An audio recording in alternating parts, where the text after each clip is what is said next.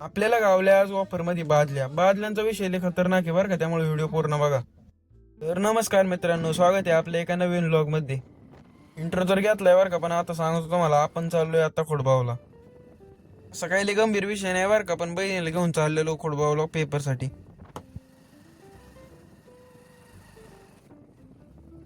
सकाळचं एवढं फ्रेश वातावरण आणि त्याच्यात असली नदीवरून आपण चाललेलो म्हणलं एक नंबर वाईब येत होती राव.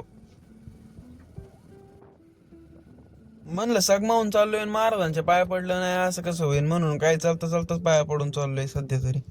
थांबलो असतो बरं का, पण जाऊ दे, पेपरला लय उशीर होतोय.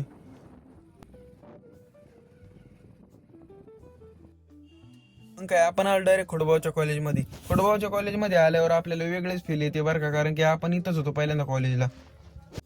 म्हणलं आता पेपरला तर सोडले, पण कवर थांबता खोडबाव मध्ये, मग चाललोय आपण पारगाव मध्ये सध्या तरी.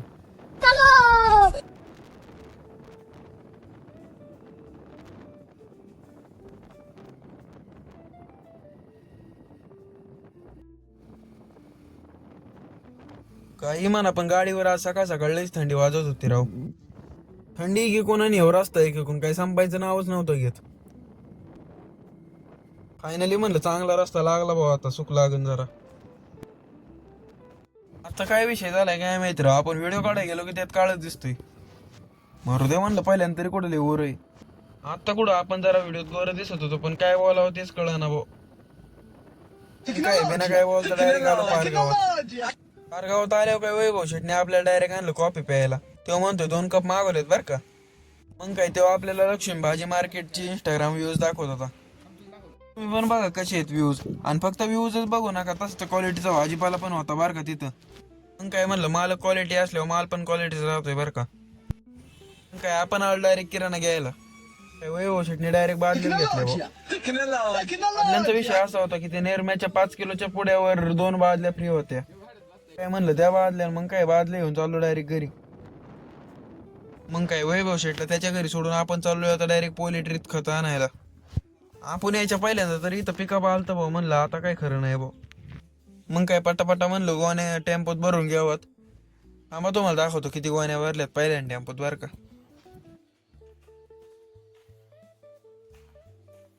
आपण यायच्या पहिल्यांदा एवढ्या गोण्या भरलेल्या त्यांनी.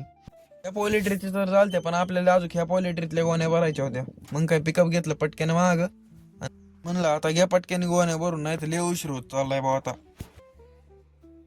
मग काय पटकन पिकअप लोड करून घेतला. मित्रांनो तुम्ही सांगा बरं काय गोण्या किती असतील कमेंट करून. मग काय गोण्या भरून चालत्या, मग आपण चाललोय बहिणीला आणायसाठी परत खोडबावला. आपलं असंच असतं, आपण दिवसभर फिरतच असतो.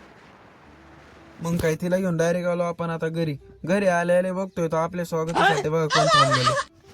आले भरतय का काय करतय काय कळनाच भाऊ आपल्याला. मग काय त्याला थोडा वेळ लाड घालत बसलो. हा, आणि याचं नाव आपण किट्टू ठेवलंय बरं का, कसं वाटतंय एकदा कमेंट करून सांगा. त्याला लाड घातल्यावर ते आपल्याच मागं पळायला लागलो बा. म्हणलं आता बास झालं राव, मला पण बाकीची काम आहेत. म्हणलं बास झालं आता भाऊ, काय ऐकणार आपल्याला.